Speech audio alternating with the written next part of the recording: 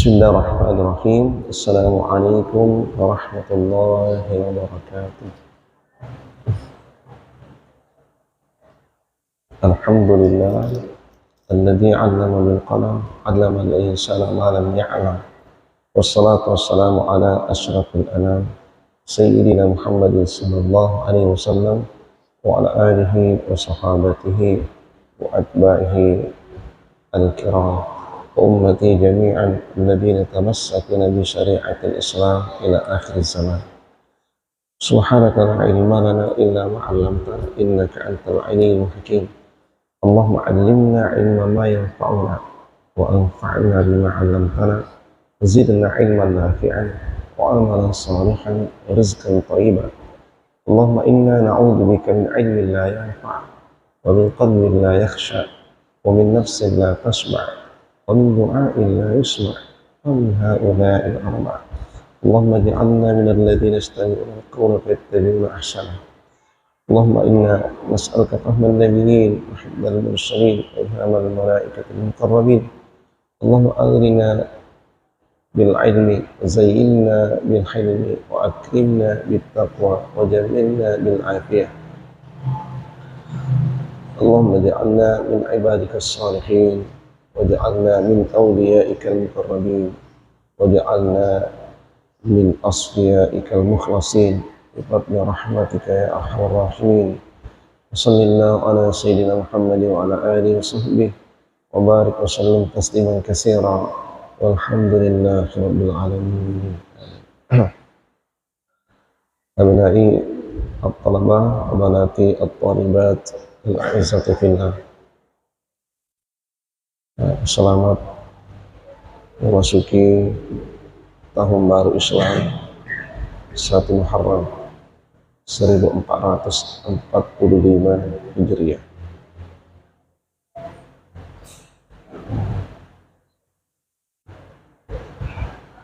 Marhaban bi qudumi 'amin jadid sanatu 1445 minal Hijriyah. Kullu 'amin wa antum bi khair. Nas'alullah lana wa lakum as-sihha wal afiyah wa fi ahsanil ahwali da'iman abada. Amin. Pada subuh hari ini ya, kita kembali melanjutkan pengajian kita yang biasanya diisi oleh Anda Geruta setiap malam Rabu. Beliau dijadwalkan hari ini datang dari tanah suci, tiba di tanah air. Ya, semoga beliau dan rombongan membawa haji mabrur, insyaallah, dan semoga kita semua ya, berikutnya nanti menyusul. Amin. Dan aku semua ya, terasa nikmatnya pergantian tahun kita rasakan, terutama di masjid kita ini, Masjid Ad-Da'wah Mangkosor, dengan hadirnya syekh-syekh kita dari Mesir menyampaikan tausiah tadzkirah ya, yang titik beratnya kecintaan kepada baginda Nabi sallallahu alaihi wasallam. Ya. Itulah sehingga berkali-kali beliau kemarin mengumandangkan lantunan salawat dalam berbagai versi, termasuk yang diijazahkan kemarin itu.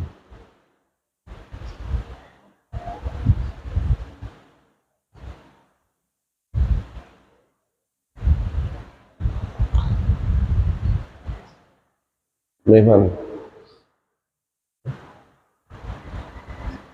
ya, sepantasnya dan sedapat mungkin pergantian tahun ya, kita lakukan hal yang semacam itu, sekalipun kita juga paham bahwa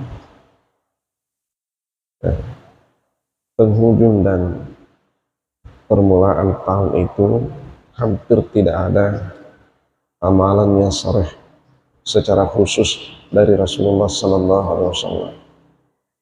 Kalaupun ada, itu menggunakan dalil-dalil umum. Ya. Karena dalil itu umum, sehingga tidak dibatasi oleh waktu. Kalau kita sepakat ya melakukannya di awal tahun, maka insya Allah menurut keyakinan pada umumnya ulama kita bukanlah sesuatu yang tidak dibolehkan. Justru itu jauh lebih baik daripada melakukan hal-hal yang tidak jelas. Kalau dengan tazkirah, tausiah seperti yang tadi malam, cukup menenangkan hati, menyejukkan perasaan, betul-betul terasa nikmatnya pergantian tahun, dan kita bermuhasabah. Itu intinya sebenarnya, bermuhasabah. Seperti yang pernah kita jelaskan sebelumnya, bahwa satu di antara hikmah besar kenapa titik fokus pergantian waktu di dalam Islam diletakkan pada waktu maghrib.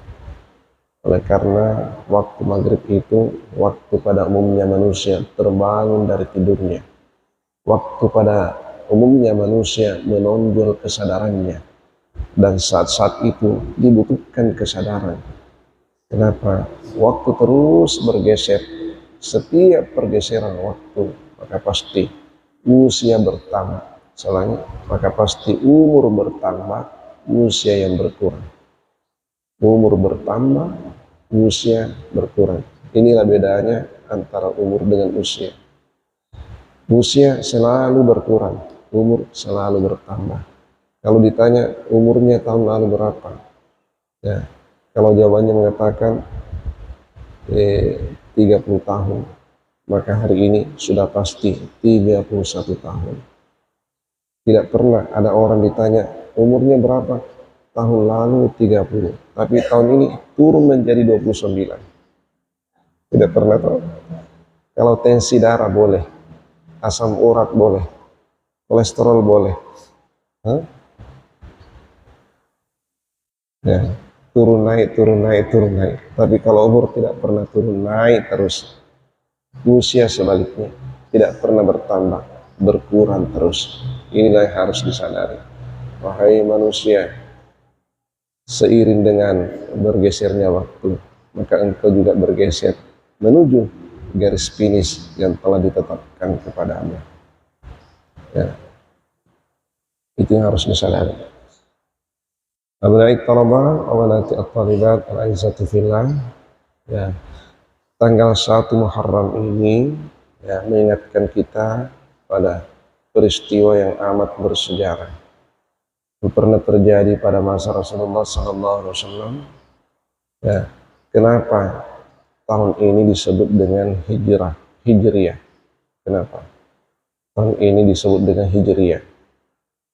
Ya, oleh karena tahun ini ya, perhitungannya itu dimulai pada saat hijrahnya Rasulullah SAW ya, dari kota suci Makkah ke Yasrib ketika itu, belum Madinah, Yasrib. Ya, Yasrib.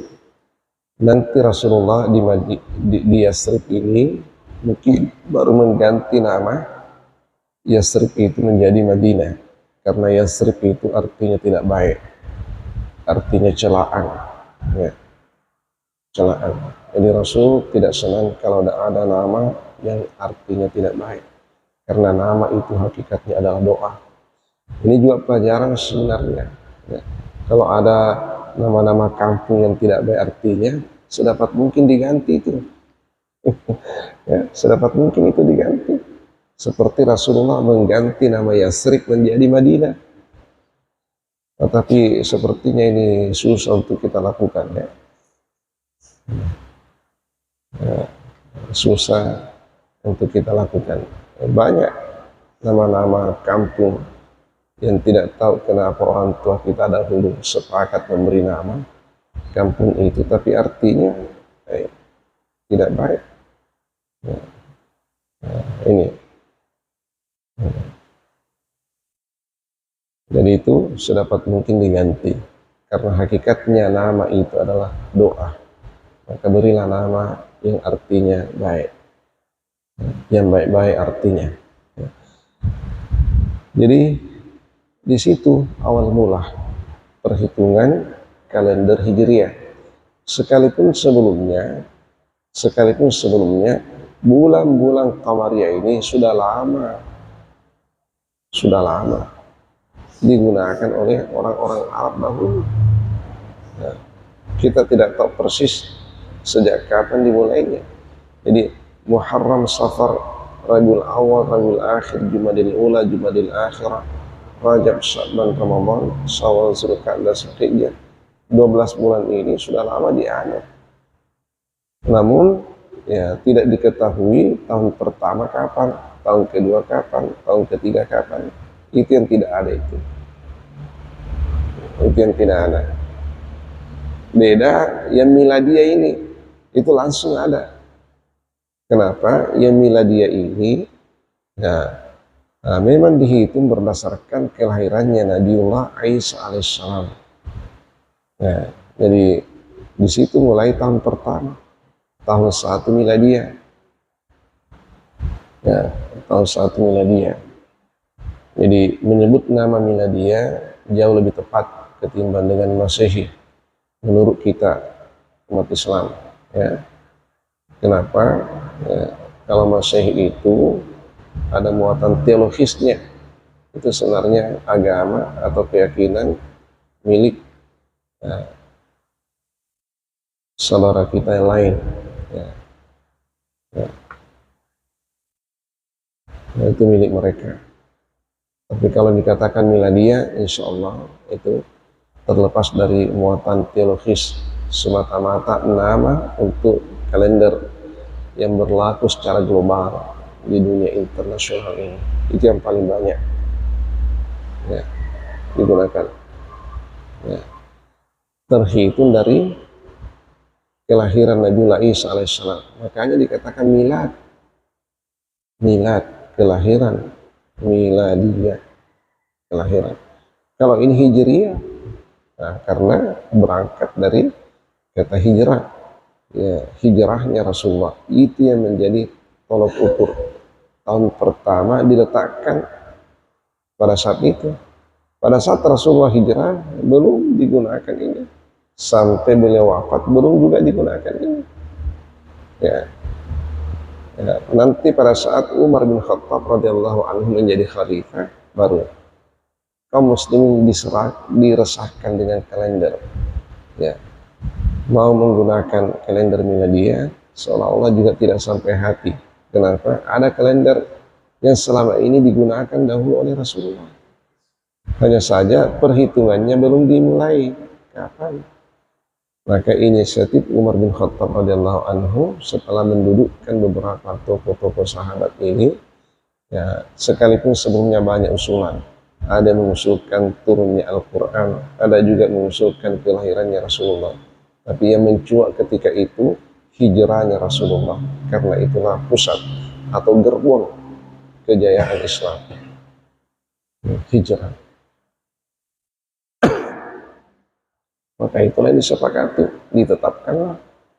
Ya, dulu itu berlaku surut, ya, berlaku surut.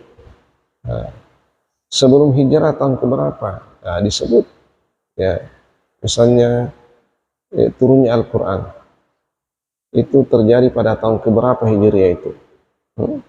Ya, kita berhitung bahwa Rasulullah SAW di Makkah itu selama di berapa? 13 tahun, ya, lebih kurang 13 tahun, berarti tahun ke-13 sebelum Hijriah. Nah, begitu caranya menghitung. Tahun ke-13 sebelum Hijriah. Nah, jadi sebelum hijrah, nah itu sebelum Hijriah.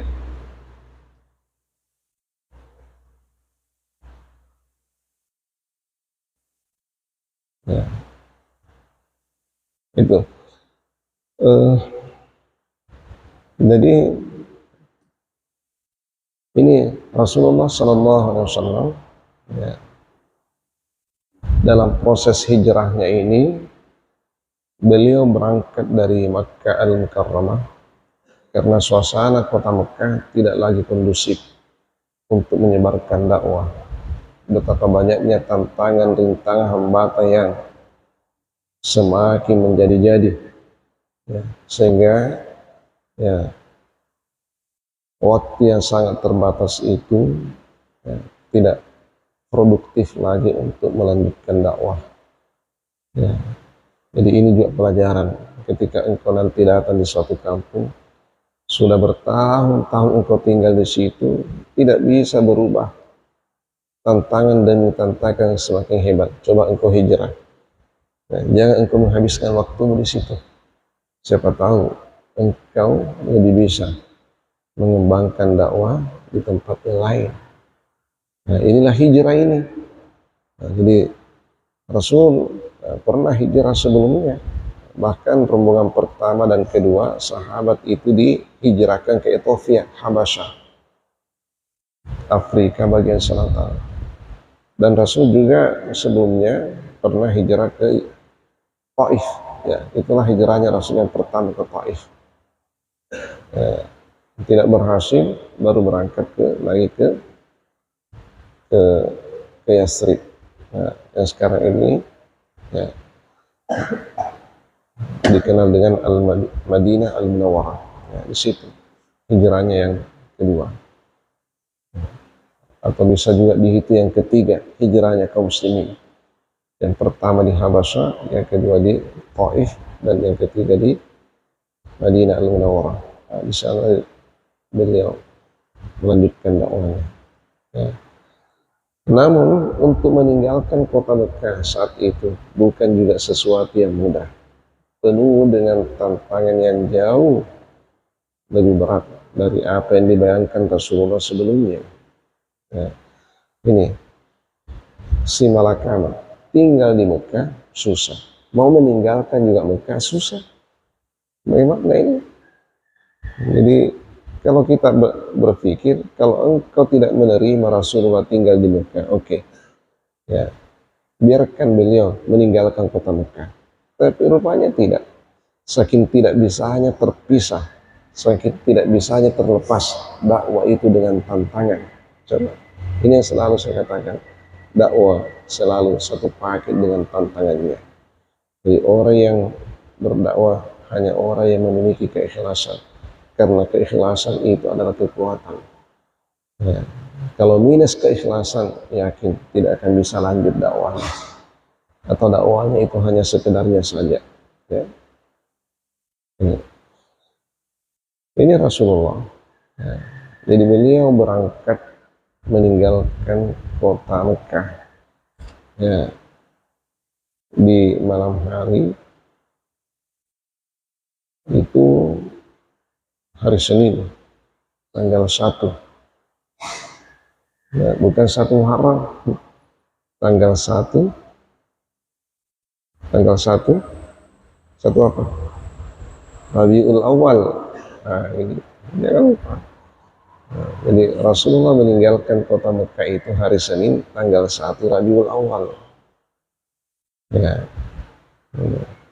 Sebelumnya berangkat dari kota Mekah menuju satu bukit yang berada di sebelah selatan kota Mekah, namanya Jabal Saur. Jabal Saur, orang Indonesia mengatakan Jabal Sur, Jabal Saur. Ya. Tahun lalu pernah, ya, persis ya,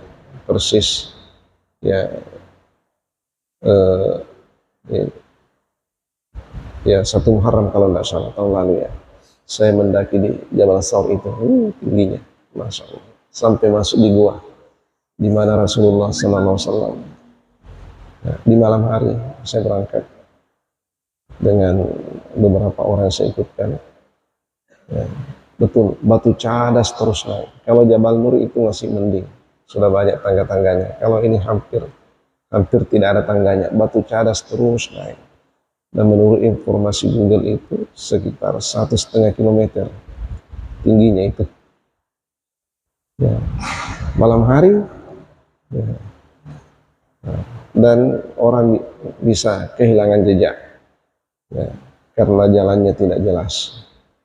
Ya. Sampai di puncak, saya berpikir, ya Allah, betul-betul yang namanya dakwah perjuangan tidak sembarang dipilih menjadi seorang nabi. Ya, tidak sembarang. Ya, ya. Coba kita saja dalam keadaan aman berangkat ke sana, luar biasa. Ya, bagaimana dulu Rasulullah? Suasana genting. Ya Allah, bersama dengan Abu Bakar As-Siddiq bersembunyi di atas gua itu. Saya pikir-pikir, kenapa terlalu jauh Rasulullah datang ke sini bersembunyi? Ya, rupanya itu hikmahnya, supaya orang-orang yang datang kemudian naik menapak tilas perjalanannya, Rasulullah melihat inilah ya, perjuangan ya, Rasulullah dulu di dalam memperjuangkan Islam ini.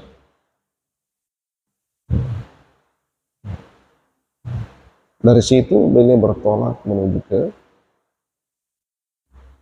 Yasrib. Nah, menempuh berapa hari? 8 hari. Tanggal 1 hari Senin berangkat dari Mekah menuju ke Yasrib itu, tiba di Yasrib juga hari Senin. Berarti sudah tanggal 8 itu. Nah, 8 hari. Cuma 8 hari di jalan. Kondisi genting, kritis. Sekarang ini kita dari Mekah ke Madinah ya sekitar 5-6 jam ya, bus. Tapi alhamdulillah sekarang sudah ada kereta cepat. Ya, yang lalu ini ya, yang pertama kalinya saya coba naik kereta cepat itu 2,5 jam karena transit Jeddah. Kalau langsung itu tidak sampai 2 jam katanya. Ini luar biasa nikmatnya. Saya pikir-pikir sekarang ini nikmat sekali menikmati perjalanan dari Mekah ke Madinah. Hanya 2,5 jam. Rasulullah dulu 8 hari, suasana genting, nyawa jadi taruhannya. Ya Allah. Baru bisa sampai di Madinah. Nah, tidak langsung ke Madinah. Dulu masih terpisah antara Yasrib dengan Kuba. Transit di Kuba dulu selama 4 hari. Hari Senin, Selasa, Rabu, Kamis. Nanti hari Jumat baru bertolak dari Kuba. 4 hari itu Rasulullah berhasil membangun masjid. Itulah Masjid Kuba. Coba, setiba Rasulullah di Kuba, beliau tidak berpikir untuk membangun rumah. Bukan itu pikirannya. Sahabat-sahabat ini bukan berpikir untuk membangun rumah, tapi yang beliau pikirkan adalah membangun masjid. Coba, masjidnya dulu. Beda umatnya, rumahnya dulu. Cantik rumahnya, tidak jadi masjidnya. Rasulullah sahabat ini, ya Allah, masjidnya dulu dipikir. Nah, masjid itulah kemudian yang menjadi markas dakwah. Ya, sentral dakwah. Bukan hanya betul-betul markas untuk segala-galanya, pusatnya ibadah, pusatnya dakwah, pusatnya ya, pertemuan kaum muslimin, segala-galanya terpusat di masjid. Nah, karena segala-galanya terpusat di masjid, semua hajatnya kaum muslimin mesti datang di masjid. Nah, itu hebatnya dulu itu. Ya, jadi para pimpinan berkantor di masjid. Ya. Siapa saja yang punya hajat datang ke masjid. Nah, jadi masjid yang menjadi sentral. Ya, begitu waktu sholat, pasti sholat. Ya, pasti sholat. Kenapa? Begitu azan dikumandangkan, maka semua kegiatan stop.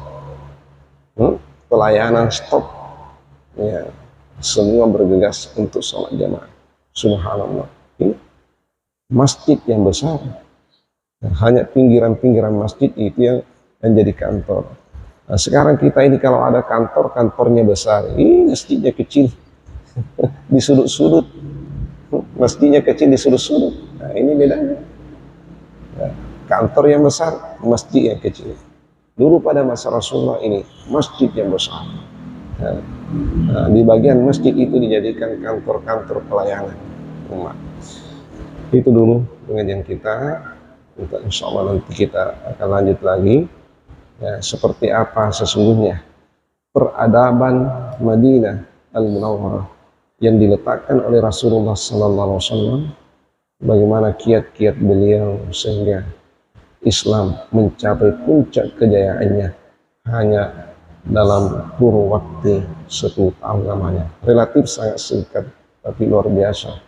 Ya, prestasi dakwah yang beliau tinggalkan, yang beliau letakkan. Ya, itu nanti kita akan bedah. Wallahu a'lam bishawab. Insyaallah. Bismillahirrahmanirrahim. Alhamdulillahirabbil alamin. Wassallallahu ala sayyidina Muhammad wa ala alihi washabbihi ajma'in. Rabbana zidna ilman nafi'an warzuqna fahman sabitan. Allahumma rzuqna fahman nabiyyin, hifdzal mursalin, wa ilhamal malaikatil muqarrabin. Allahumma aghnina bil ilmi wa zayyinna bil hilmi wa akrimna bit taqwa wa jamilna bil afiyah. Bi rahmatika ya arhamar rahimin. Subhanakallah bihamdik nashhadu an la ilaha illa anta nastaghfiruka wa natubu ilaik. Subhana rabbika rabbil izzati amma yasifun wa salamun alal mursalin walhamdulillahi rabbil alamin. Wa ma taufiqi illa billah, alaihi tawakkaltu wa ilaihi unib.